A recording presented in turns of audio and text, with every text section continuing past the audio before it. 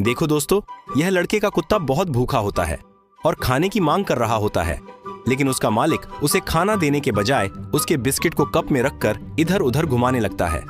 फिर जब कुत्ता सही वाले कप को चुनता है तो लड़का बड़ी ही चालाकी से बिस्किट को दूसरे कप में दबाकर उठा लेता है।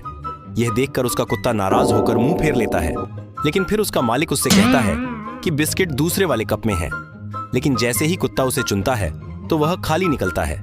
आगे जो मालिक ने किया वह देखने से पहले अगर आप एक सच्चे मेस्सी फैन हो तो वीडियो को लाइक करके कमेंट में मेस्सी लिखना, और अगर आप रोनाल्डो फैन हो तो चैनल को सब्सक्राइब कर दो। देखते हैं कौन ज्यादा पावरफुल है। लास्ट में मालिक को उसे बिस्किट देना ही पड़ता है।